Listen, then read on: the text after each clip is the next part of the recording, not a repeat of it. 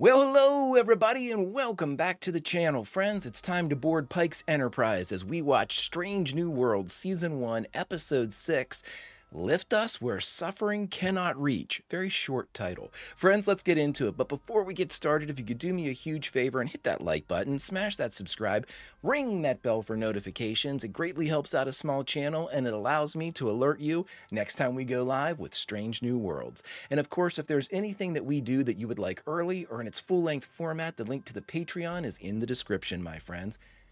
All that is then and this is now, and now it's time for Strange New Worlds Season 1, Episode 6, Lift Us Where Suffering Cannot Reach. Prepare to engage maximum warp reaction. And away we go!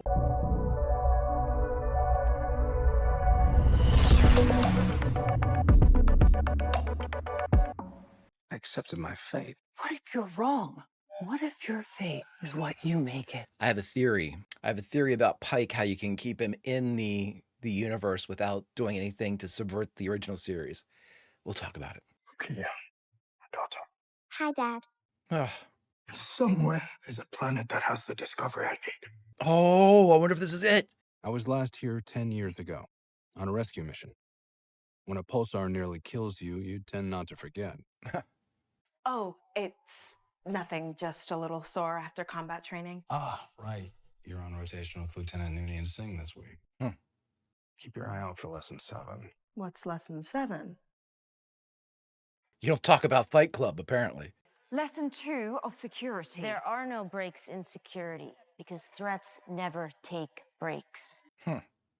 Scans indicate a small combat cruiser, light armaments, non-Federation ID. Shields up and take us closer, Eric. There we go. Oh, they got grapples. Pardon me. Hail that cruiser. No response, sir. Then give me an open channel. Shoot that cruiser. As the other vessel has appealed to us for help, I am obliged by both Federation law and my own conscience to intervene. My own conscience. Love it. Alrighty. Answer received. Appear to be making an attack run at us. It's the little dog with the most to prove. Charge phasers. Minimum capacity. Charging? They're locking phases again, Captain. Fire. Doesn't really matter, does it? Whoa. Apologies, Captain. I was trying to graze them, but they fired and changed course right into our weapons. I think they got the hint. Yeah, they got the hint because they are sundered. Their life support systems are failing. Prepare to beam them aboard. Let's go meet our guests. Security crew to transporter room? They just got Kyle down here. Kyle can handle it. Lieutenant Pike? Lieutenant? Uh-oh. Ruh-roh! Is this a partner from Pike's past? A triple P? Chris is telling us about the Final Frontier right now. Good setup. Good setup. I'd like to know who was firing on them. That's part of the equation that is still X'd out. This opening sequence and all the space shots are beautiful, man. I mean, they are really, I'll be very honest with you. My buddy Raynor, who always puts up comparatives between the original series like FX and what they did with the remastered versions, like how it originally was. I always prefer the original stuff better because it's more colorful. Like they'll have a planet that's all red, a planet that's all yellow or green, or, everything's more vibrant. And I think that's what I like so much about the Strange New Worlds, like, take on space. Everything is more vibrant. There's more color. There's more, I don't know. And again, is that more realistic or whatnot? I don't know, but just aesthetically, I absolutely love the way it looks. To me, that's a huge draw for this show, is that they do such a cool job with space and the planets and stuff like that. I mean, of course, better grade of special effects and things like that, but like I said, I like the original stuff on the original series better. So this is kind of a throwback all the way to it. He rescued me from another shuttle. Seems like you have bad luck with shuttles. Or good. Oh boy. Very yellow. Oh, it's gold, technically, because I'm captain. Something or other. I like flustered Chris. I mean, it's gold, but Una. Una, Lieutenant Commander Una Chin Riley. Una's loving this. First, I must insist you take us to your medical facility. Of course, right away. Chief Kyle will escort you down. Sorry, are you the boy's father? Strictly in a biological sense. It is an interesting way to answer that question. You just read me the same exact chapter twice in a row. I did. Oh, she You doesn't. know, I've been keeping your pattern in the transporter buffer so you don't keep getting sicker. Yes? Well, Sometimes you put me back in when I don't notice. So how long have you really been reading to me? Oh my God. I put the transport system on a timer so as not to be disruptive. When will it... Oh my God. Look at him. Oh, what acting right there. Oh my God. Incredible. Possible injuries. Now back to the job, man. Oh, loving this storyline. Chosen at birth by lottery to embody our maxim. Science, service, sacrifice. Isn't that like what they do with the Dalai Lama? Isn't that like chosen at birth or? Elder Gamal and I were returning him to Majalis when the ship attacked us and demanded we surrender the child. The closest inhabitable planet is occupied by descendants of a long-abandoned alien colony. Still, our two worlds have coexisted peacefully for centuries. In 2 days, I will be overseeing the first servant's ascension to the throne. Oh, Majalis would pay anything for the child's safe return. So it's like coronation.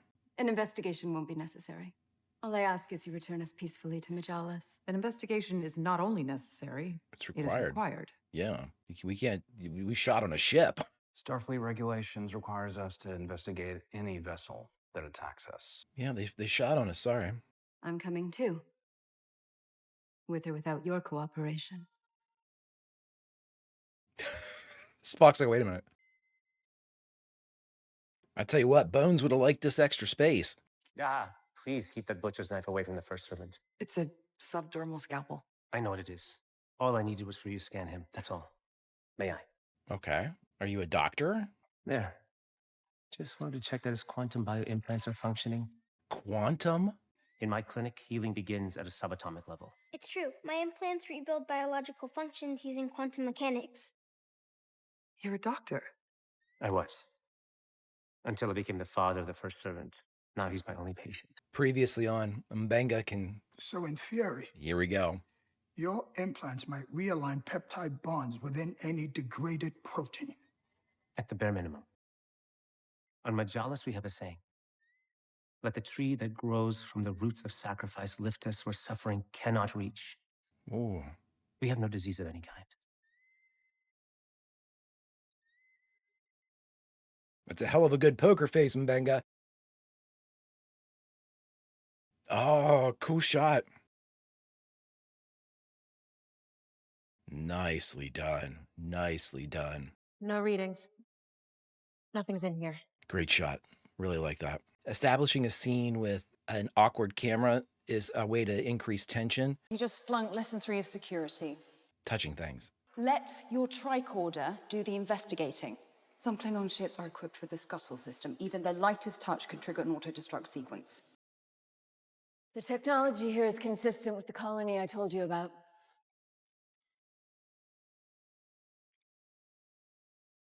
Looks like one of those head scratchers. You recognize it? No. That's how to have a bad poker face. What am I looking at? An oath coin. Lunarian guards are given one when they swear to protect the life of the first servant. I have to entertain the possibility that one of our guards has betrayed his oath and joined forces with the alien colonists in trying to kidnap the first servant. Then I'll send you with armed escorts. We're a private people. They're not a Federation planet, Chris. You could join the Federation. We can have friends, right? What were they? That's my thing. Are they friends? He certainly seems like there was more. Look at this place. Nice pile of bricks. Great shot. Shots are really cool in this. Really good configurations. Ready to shake the tree and see what falls out? Am I? Here we go. Oh, popping the strap on the phaser. I like the idea that you have a holster for your phaser instead of like Velcro. Based on its size, logic suggests your attackers may have intended to use it on the boy. Yeah. You must be the science officer. I am. Do you know the speed of propagation of subspace radio signals in long-range communications? He does. I do not know many your age who grasp radial polarization. I once worked on my own subspace frequency. I bet I could generate one by rewiring this biobed. That would be an impressive feat. Huh? Though Dr. Mabenga might object. It is the eve of the first servant's ascension to the throne. I like this kid. Present your coins. There's not that many of them. Here, the case is damaged. Your coin, what happened? It's nothing. An accident. May I take a closer look? Oh, boy. Oh, my God. I think his staff is set to kill. How are you going to run away? Dude, they're going to shoot you. I mean, he's like the greatest of the guards. Those shuttles are cool looking, man. It's not on stun. It's not on stun. We just want to talk. Good. He's an assassin and a spy. Long live the first servant!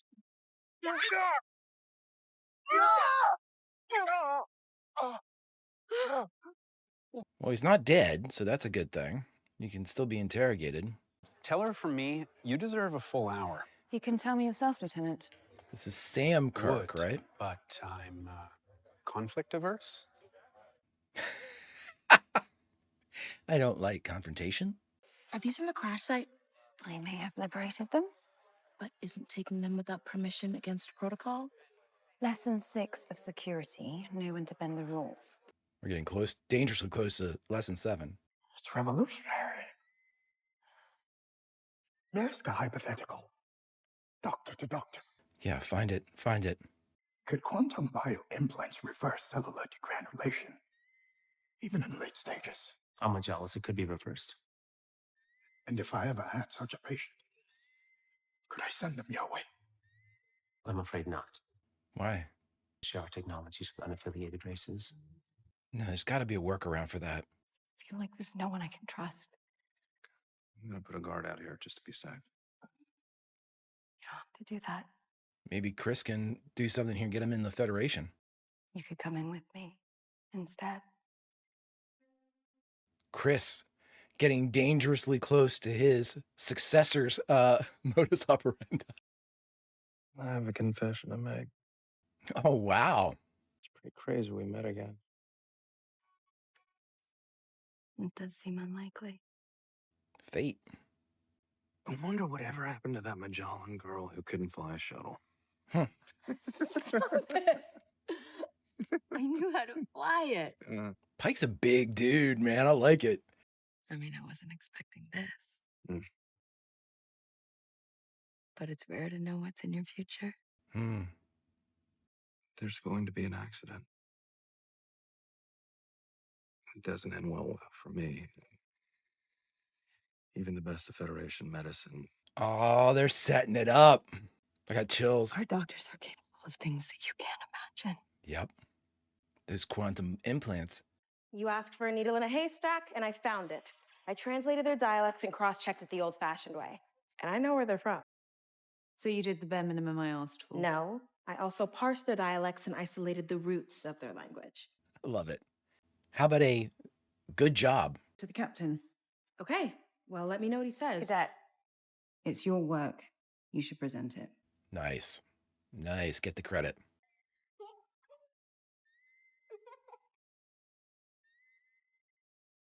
Oh my God. Sorry, I hope you're not mad. The grid was just made of noble gases I took from the atmospheric processor. They're non-reactive, so I figured they'd be safe. Darling, shouldn't be up. Maybe the kid knows how to do it. Do I have to go back in? Yes.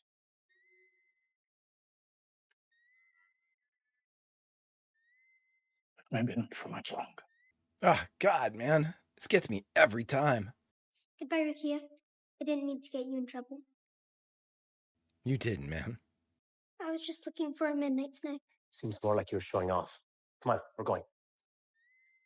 Man, if this kid's so incredibly smart.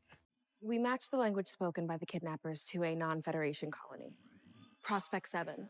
That's an L-class planet a couple light years away. This language has common roots with the dialects spoken on Majalis. Linguistically speaking, it's impossible. This colony isn't alien, Captain. It has to be an offshoot off Majalis.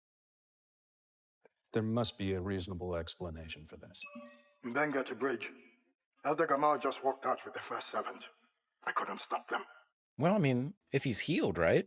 I don't believe you're truly capable of keeping him safe here. Whoa. Pike to bridge. Number 1, I need you to scan for nearby ships. Reading 1, Captain. A combat cruiser attempting to flee. Where is the first servant? Red alert! They sent him back. Sensors pick up the first servant's life signs on the combat cruiser. Their Beam deflector over. shields prevent us from beaming him back. Have we tried hailing them? Several times. They're ignoring us. Mitchell, deploy a tractor beam. We can't let them go to war. Targeting and deploying now, sir. Where are you going? Where are you going? Sir, they're going to warp anyway. They really want... What? So that's what happens if you go to warp. Balance. I have to increase our structural integrity field. If they still try to go to warp, it could destroy the cruiser. Hail them.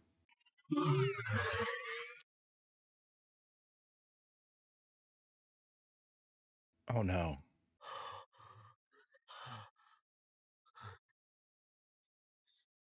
Oh my God. How could this happen, Chris? You said he was safe. It's an unimaginable loss. He was gonna... And I understand the symbolic significance, but You don't understand. If the first servant doesn't ascend, Majalis will fall out of the sky. how can any of that rest on the fate of one child? Right. What is going on? The girl is deluded. I'm not. She is just summarizing facts and drawing the logical conclusion. Isn't that right, Uhura? Yes, sir. Dude, that was your son, man. Elder Gamal accessed them right before he took the first servant to the transporter room. I'm his doctor. I'm entitled to his medical records. You didn't just access his biopattern, you did a full scan on yourself. I think my promising young cadet just demonstrated lesson 7 of security on you. Lesson 7. Leave no stone unturned. I usually require cadets to look under Mugat and breathing stones for that one. Can you join me on deck 17? I have discovered something I think you need to see. Okay. Escort the elder to the brig. That's right. Keep the shields up, too. You don't know what this guy's capable of. He might have... This is a distress signal from him. How? It's no one on active. that combat cruiser could have survived. Perhaps he was never on that combat cruiser. To be precise. Right here, Captain. What? Sorry. Oh, good job, kid. I need to get to the Ascension. There'll be plenty of time for all that. What happened? It's starting now. Majalis needs me. Okay. Captain to bridge. What's going on? And tell Minister Allura I've got some news she'll want to hear. I don't know, Chris. She was real quick to turn on you, man. It's obvious you didn't have anything to do with this. It's beautiful. So who's in charge It now? wouldn't have happened without you, Chris. Obviously, his dad's not like the king. I can't speak to the motives of one man. Or why you failed to mention that the kidnapping plot started on a colony of your people. We've caught up. Do they not believe in this? Do they not, like, does the colony, do they want the kid, if he brings so much, like, life? Maybe their Prospect 7 can be turned into that? I don't know. A violation of multiple Federation laws. Why? My own child, for his safety. Explain yourself, dude. Violate the law of my planet. I violated my own principles, my most deeply held beliefs. Why? For him. Why? Unthinkable. I just needed to save him. Why, dude? Why? Thank you, I mean, I'm. Where are they taking it? I can get on board, man, but you got to tell me why.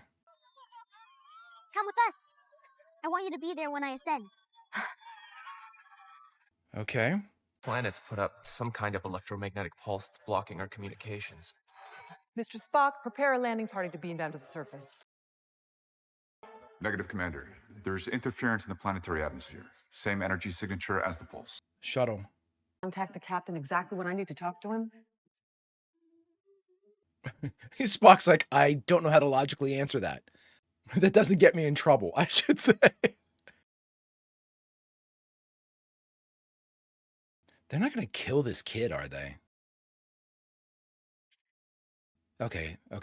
Freely offer this gift of self to the people of Majalis. With joy and gratitude, I do. Do you freely choose your fate? Oh my God. What is going on, man? It's okay. He can see. You're not going to kill this kid, are you?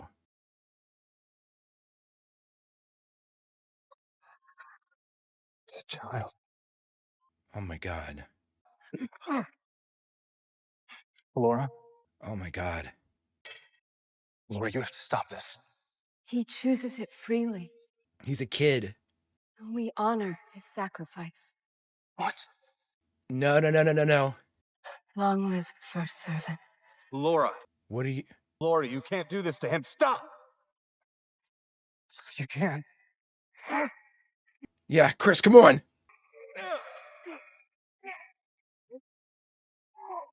Oh my God.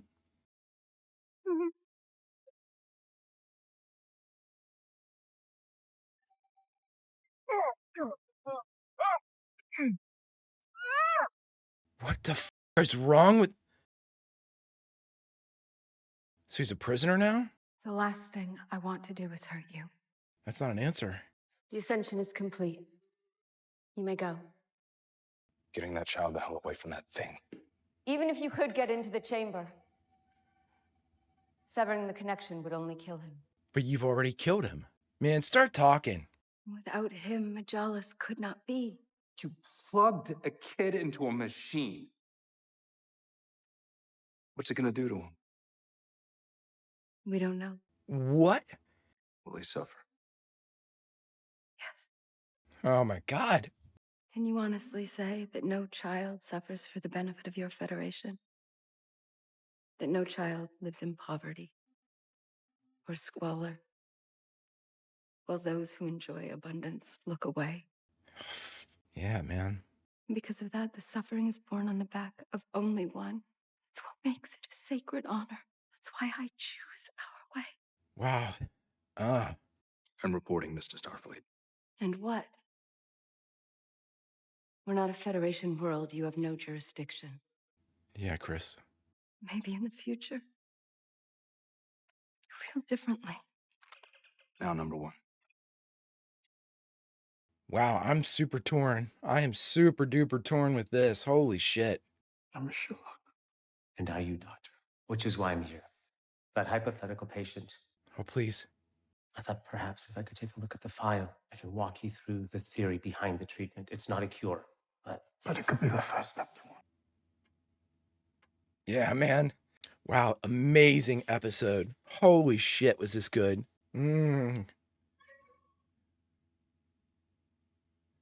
Dude, absolutely. Time for a drink, man. Damn, Chris tried, didn't he? Chris really tried. Holy shit, was that good. All right, everybody, we just got done watching Strange New Worlds, Season 1, Episode 6, Lift Us Where Suffering Cannot Reach. And the only thing left to do is talk about it. All right, everybody, we just got done watching the 6th episode of the first season of Star Trek Strange New World, Strange New Worlds, Lift Us Where Suffering Cannot Reach. This was an amazing episode. This was by far my favorite episode. Utterly unreal. It was so good. Oh my God. What a question. What a question to ask. What a problem. You talk about a philosophical, absolute humdinger. Oh my God. Absolutely threw me for a loop. I mean, this was some really quality shit right here. This was, to me, I think this is why I like this one so much. This one really reminded me of the original series. This one had a lot of weight to it. Oh my God, I cried in my red uniform. Um, this one was so good, and it was great misdirects too in this one. Really good stuff. Immediately, like the father, the elder, is cast in like the asshole role, so you're immediately kind of skeptical of any of his motivations, which is perfect. Perfect way to play it. The actor played it perfectly. I'm sure he was instructed to kind of give off that vibe, but it was done and it was executed very, very well. So immediately you're kind of off put. You're not looking for him for answers. He shuts down Mbenga. You're like, okay, so this guy's just an asshole. Okay. And then immediately, you believe with the kidnapping and the explosion of the shuttle, you think, oh my God, this fucking guy is behind it, or you're just kind of lost. You're spinning at that point, trying to figure out what's going on. Oh my gosh. And they didn't even really get into like the real motivations or the politics of Prospect 7. You can only assume that they just didn't want the same they just couldn't live with themselves, or the establishment of that colony was like, we can't live with the idea that one kid's dying so we can be, super cool or have great shit, which is incredibly interesting to me too, because again, it speaks of an offshoot, because Alora did say that everybody on the planet, presumably, if she's to be believed, that everybody on the planet is aware of what the ascension means. They are aware that this child is sacrificing themselves for the planet, and thus they are all completely giving fealty, backing the play up, and giving a service unto the child themselves. But boy, what a question she asked herself. She asked Chris, can you honestly say that not one child suffers for your federation, that not one child lives in poverty? I mean, of course he can't say that. Of course he can't say that. Who can say that? What civilization can say that? Theirs can. Because they can say, with the exception of one child, all the others are safe, fed, will grow without disease. Wow. Because, I mean, my God, I don't know. You know what? I'm going to tell you what, whenever I was listening to that, I was thinking to myself, it's difficult for me not to like kind of like superimpose other characters into this situation. And I'm going to tell you who I thought of first when that question was posed. Plum. Bones. If anybody would be able to see through that, or even see the right way, or offer some type of like philosophical rebuttal to that, I believe it would have been McCoy. I don't know why. I just think that McCoy always has the counter argument ready. That's his thing. And the counter argument for this one wasn't, well, you can't have the kid ascend. It was, what's the philosophical rebuttal to only one child suffers? In my mind, from what I've seen in the Star Trek that I've witnessed and been able to joyously partake in, McCoy is the one that would have really given us something to chew our teeth on in that moment. I'm not saying Chris wouldn't have. I'm just saying Chris was off put because this was directed at him. He was witnessing it firsthand. He was in the maelstrom. He was in the eye of the storm. And I'll be very honest, and I'm by no means, you all, if you follow me for any reactions, I hate fighting in my shows and video games and TTRPGs and stuff like that. And I'm very much like, I don't like confrontation either when it comes to certain things. But I'm going to tell you this, what Chris did down in the Ascension Chamber, I mean, I don't know how you could not do that. I mean, again, and at that point, he didn't have everything explained to him. So his kind of, all out attack to try to get that kid freed was absolutely awesome. Made me really, really like Chris. I was already enjoying his character quite a bit because I've had the most time with him, because I've seen Discovery season 2. And so I've had a lot of time with Chris, and I've already really, really enjoyed his character. But that act right alone, that shot him into the stratosphere for me. That shot him very high in the pantheon of Star Trek for me. It was an incredibly well, he just determined, he went with it. He's a really, really good captain. Really good captain. And I'm going to tell you this, when he knew that they had the possibility of fixing him in the future when that terrible accident puts him in the chair. He knew that that was a possibility, and he was willing to sacrifice that to get that kid. That was, to me, I mean, I'm not really sure you didn't get any nobler than that. That was unreal. That was, I mean, I mean, that clenches your heart. That was so good, man. The other thing I really like about this episode too is we got to see, again, one of my favorite things, just to kind of recap, I love seeing people that are badass at something showing that they're badass at something. You know, we just spoke about McCoy, like McCoy showing he's badass at being a doctor. I love stuff like that. The best of the best showing why they're the best of the best. I love stuff like that. And so you got to see Uhura like decipher all of those linguistics and put all that stuff together like on the sly, you know, as Lon gave her all of these data cards and stuff, and she was able to put it all together, even trace like the root syntax and stuff back, so she was able to figure out that Prospect 7 used to come from the planet as well, you know. Oh my God. Oh my, really cool. We got, of course, you know, we mentioned La'an. She was able to kind of go around. We got like almost like a C plot of how she instructs people with security. I mean, my God, that was good. Spock taking like a back seat in all this. Couple really cool scenes with Spock, but Spock taking a back seat in all of this. As far as now, of course, Spock comes in. You know, the kid had a subspace thing on him. I decided it would be in our best interest to monitor that channel. I mean, Spock is just the best because he always thinks of everything, which I absolutely. I mean, that's Spock for us, you know, when you absolutely positively need the very best Starfleet officer ever produced, except no substitutes. That is Spock, and I will be taking no questions at this time.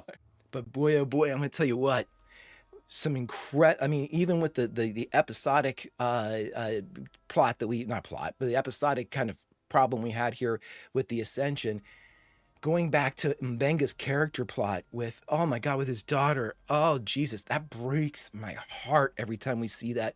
I mean, that first scene where I didn't know that he had the transporter on a randomized kind of like to take her back away so it wouldn't be, it wouldn't scare her or anything.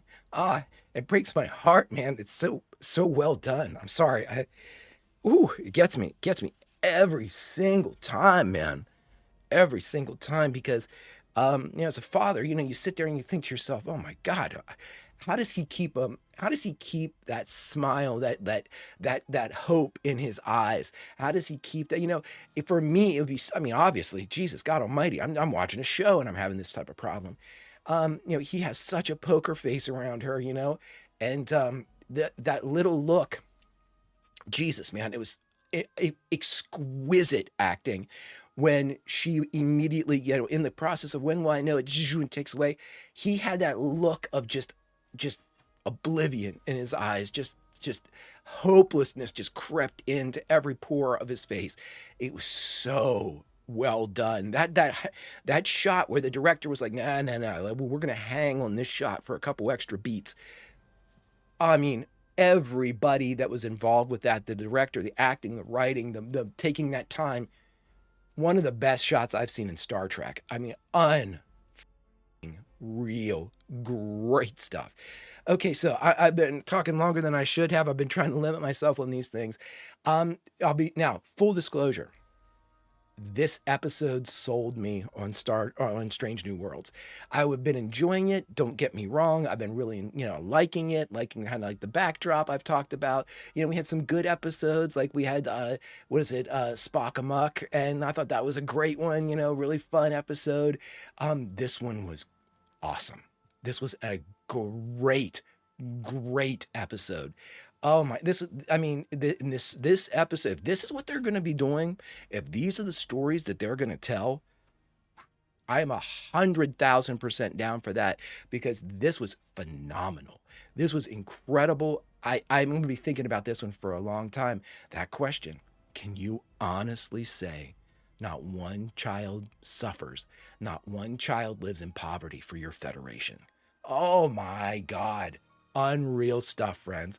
If you could do me a favor, hit that like button, smash that subscribe, ring that bell for notifications. Greatly helps out a small channel and allows me to alert you next time we go live with Strange New Worlds. And of course, if there's anything that we do, Strange New Worlds included, that you would like early or in its full-length format, the link to our Patreon is in the description, my friends. But all that is then and this is now, and now it's time to say goodbye. So where do we say goodbye from this phenomenal episode? I don't want to say goodbye from someplace sad or someplace. I'm going to tell you where we're going to say goodbye from. You and I, the kids haven't noticed us. They didn't see us. We're members of the crew. We're members of the Enterprise, right? Of course we are. And it just so happened we were fixing something, inside the med bay. And we heard these kids playing. And for a moment, we just listened to them. The sounds of laughter, sounds of innocence. Nothing bad can go wrong in that moment. But for both of those kids, even though we don't know it as crew members, bad things are afoot. Oh my God, friends. Until we have a chance to watch this great show again, Vulcan roll, and I'll see you.